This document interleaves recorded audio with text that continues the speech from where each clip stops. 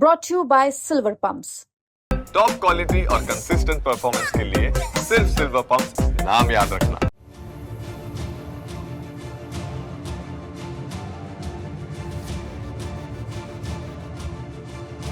UP के संभल जिले में सरकारी जमीन पर बनी मस्जिद और 34 मकानों को लेकर प्रशासन सख्त हो गया है। नगर पालिका चंदौसी ने तहसील प्रशासन को शिकायत दी थी कि लक्ष्मणगंज इलाके में बनी रजाए मुस्तफ़ा मस्जिद और उसके आसपास बने मकान सरकारी संपत्ति पर बने हैं। इस शिकायत के बाद संभल के डीएम राजेंद्र पेंसिया और एसपी कृष्ण बिश्नोई मौके पर पहुंचे और पूरे इलाके का निरीक्षण किया। डीएम ने मौके पर पहुंचकर स्थिति का जायजा लिया और आदेश दिया कि जिस किसी ने भी सरकारी जमीन बेची या उस पर कब्जा किया उसके खिलाफ एफआईआर दर्ज की जाएगी।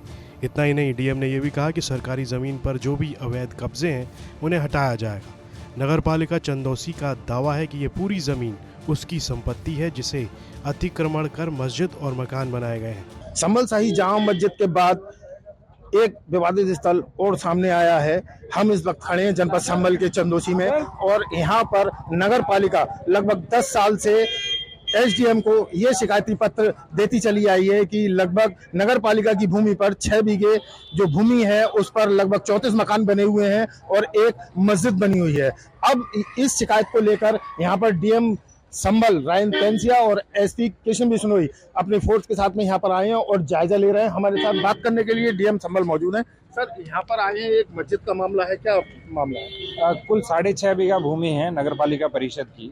किसी व्यक्ति ने बैनामा करा दिया था, बाद में वो फरार हो गया था, ऐसी सूचना हमें मिली है। आज तहसील दिवस में आई थी।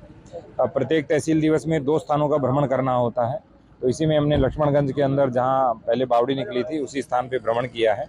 कुल 34 परिवार है।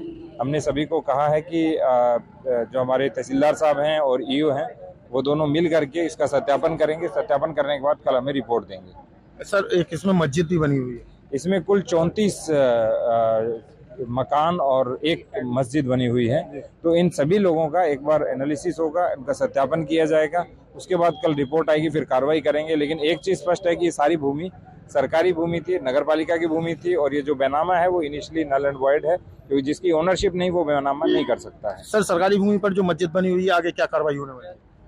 सरकारी भूमि पर कुछ भी बना हो वो नियमानुसार ध्वस्तीकरण होता है उसका। हाँ। सर, कितनी भूमि है लगभग और कितने मकान? 6.5 बीघा भूमि है और कुल 34 स्ट्रक्चर बने हुए हैं ऐसे, मकान और मस्जिद सही। सर, किसने शिकायती पत्र दिया था जब आप आए? शिकायती पत्र शुरू में एसडीएम साहब के पास आया था और आज तहसील दिवस में हमारे पास भी आया है और उसी के अंतर्गत हम कार्रवाई कर रहे हैं। ये थे जनपद संभल के डॉक्टर राजेंद्र पेंसिया।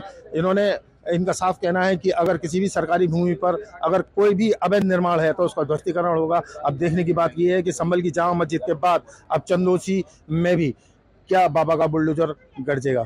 जनपद संभल से अनूप कुमार। संभल जिले में पहले से मस्जिद को लेकर विवाद चल रहा है। शहर के शाही जामा मस्जिद को लेकर हिंदुओं ने भी बड़ा दावा किया है। इससे पहले कोर्ट में याचिका दाखिल की गई और मस्जिद का 2 बार सर्वे भी हो चुका है। साथ ही मस्जिद की रंगाई पुताई का काम भी इन दिनों चल रहा है। संभल से अनूप कुमार की रिपोर्ट, यूपी तक।